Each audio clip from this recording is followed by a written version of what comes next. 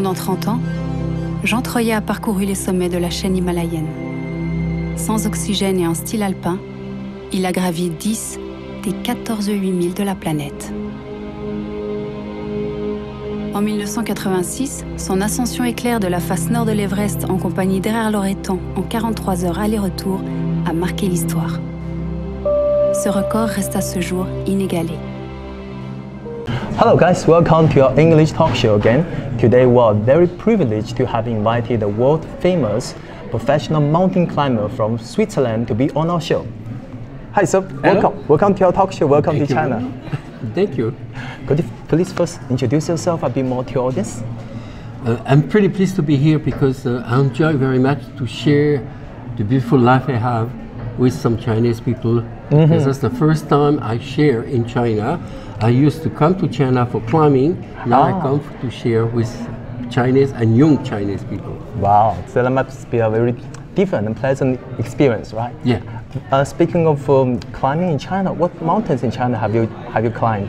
Okay, first Everest. Okay, very yeah. Everest, okay. Yes. Wow. The North Face. Then I climb also Troillet and Shishapangma. Oh, a new route. We climb a new route on Shishapangma and show you a new route too. Wow. You know, I just watched the documentary of yours. Yeah. Very impressive. And it seems that this year is the 50th anniversary of you being a professional mountain climber, right? Yeah. So that means it goes way back to 50 years ago you started climbing mountains. Yeah, exactly. Do you still remember in the very first place, how did you find your passion for climbing mountains? That is very interesting because I was young, I used to do a lot of things back in the village, and then my father sent me to the north of Germany to learn German. Oh, okay. So from 16 to 17, I was there, and it was no mountain, flat. When I came back, I looked the mountain and says, that's my life. That's where I have to be. And I started to climb with my big brother. And I found my way, and that was my way, and I became a really good boy. And just thinking mountain. Mountain, you found your destination. Yeah, exactly. I see. I read an intro of you on Wiki. It seems that at age of 21, you set a speed record of an ascent of Matterhorn of 4 hours and 10 minutes. Oh yeah, yeah, that's right. Good to know this. Yeah. There was a time because we have to climb that the North Face. It was a place, and we enjoyed. The condition was fantastic. That's why we climbed pretty fast. Wow, you pretty fast, and you set the record. Yeah, at that time. Yeah. Wow. So ever since then you kept climbing mountains, and you then so far you have climbed 10 peaks of 8,000 meters, right? Yeah, wow. Exactly. So you kept going one after another. Can you tell us what's the driving force behind all this? First, my climbing for me, or expedition. When I went on expedition, I went with some friends. Friendship is very important for me. To meet good people and that we can have a good connection together. So people from around the world? Around the world, yeah. So sometimes, I met a guy from Poland, Wojtek. Then we decide, I think we have a good feeling, and we said we should climb together. And then we climbed together. I see. Then very simple, just a feeling that we feel very good friend right away. Connected. We shall go to meet somewhere on top of a mountain. It's like us, ordinary people. We choose a bar or choose a place to meet each other. Then you choose like Himalaya. Yeah, we meet there with a friend. That's why I never chose a mountain and then a friend. With a friend, we chose the mountain, and that's quite important for me. I see. And then, what's important sometimes with a friend, you don't have to talk. You have a feeling between eyes. I see.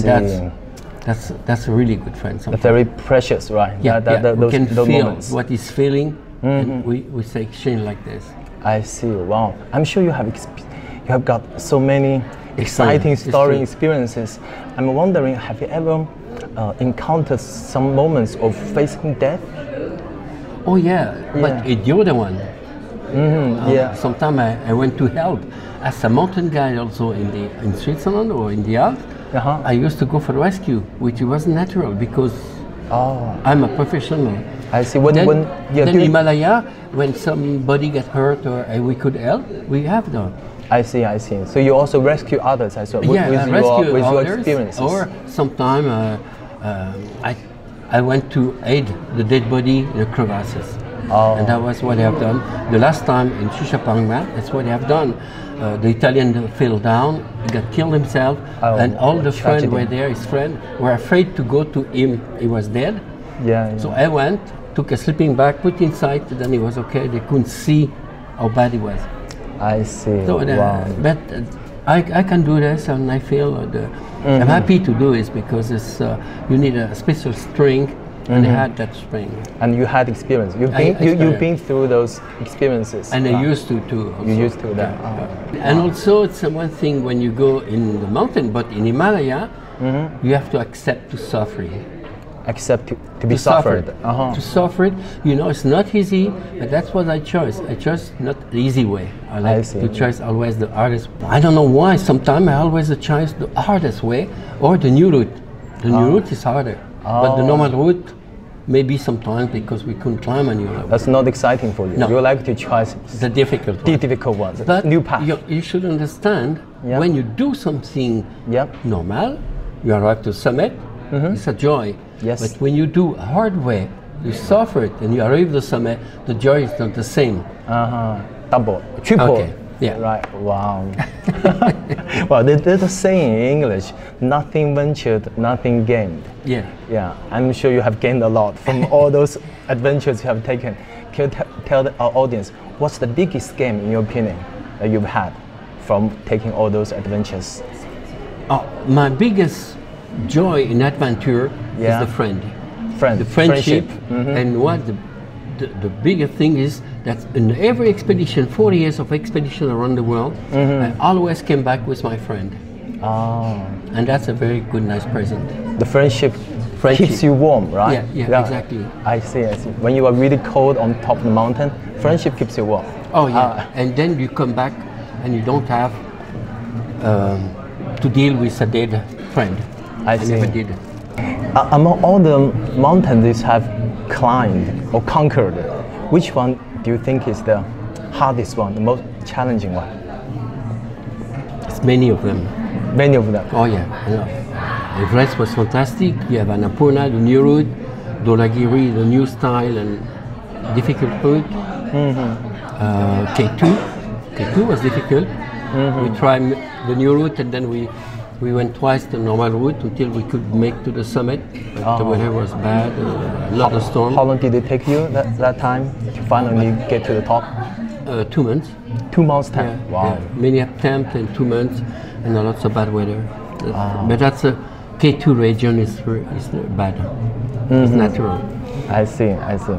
And can you tell, share with your experience with some, amateur climbers? Yeah, we're just focused. I'm one of them. And we're just interested in climbing the mountain. Any advice you can give to us how we can get ourselves better prepared for finally, be able to get to just one mountain over 8,000 meters. Yeah, but you have to think one thing is to accept to suffer. Okay. And then to share the difficulty with your friend and to try at least. So never realize your dream. Never go alone. Always go with your friends. It's better to be with friends. Alone, you have to be very strong to be alone. You have experience to be alone. Yeah, okay. That takes Don't you have time. No experience? It's better to go with few friends and good friends, and then try to push your limit to the extreme sometimes. I see. Have you found your own limit so far? Or you're still trying to explore more? You still haven't found your limit? Yeah, I found my limit. Which is? When I have my stroke, when I have my stroke up there at Annapurna, I came down, that was my limit. I see. So I was on 4 feet. Yeah, we saw that. I think we can show the audience later that part of the movie. That was my limit. En 2011, Jean et Blotch repartent ensemble pour le Népal. Ils visent cette fois la face ouest de l'Annapurna. Jean a déjà 35 ans d'expédition derrière lui. L'Annapurna lui réserve pourtant une mauvaise surprise. Oui, il y a Jeannot qui nous a fait un truc bizarre. Genre début d'œdème cérébral.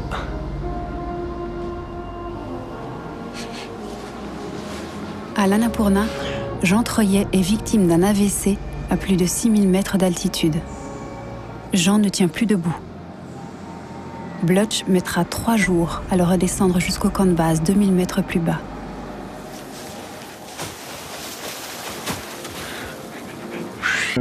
But you didn't stop after you recovered. Oh, no. You came back. I stopped the 8,000 because my kids, when I come back home, very bad, bad condition, they said, Papa, you stop because we're scared when you go to 8,000. So I stopped and I changed and I went flat. If I go straight, I went flat. I see. So that's kind of like the turning point in your life. Yeah. From that event, you never go up over to 8,000. And it's okay. I've done 30 years and the rest of the world is beautiful too. Not only Himalaya. Exactly, yeah. So I dream to go to the North Pole, South Pole, to the north of Canada, the north of Russia. Wow. So it's many other places to go and where it's beautiful. And when I will be very old, I will go to the desert to walk on the desert with a camel. Wow. Have you done that? Or I've done already. You've done it? Yeah. Wow. What a fascinating life you had.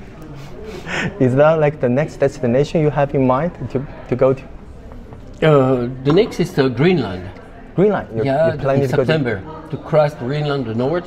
Wow. And to go on a boat, be there, traverse, and the boat take me the other side and just traverse. Wow. Another exciting experience is ahead of you. Yeah, wow. Thank you so much for sharing those with us. And we got really, really inspired by you. Yeah, thanks a lot for taking the interview. And we wish you all the best. Okay? Thank you very much. See you guys next time. Bye-bye. Bye-bye.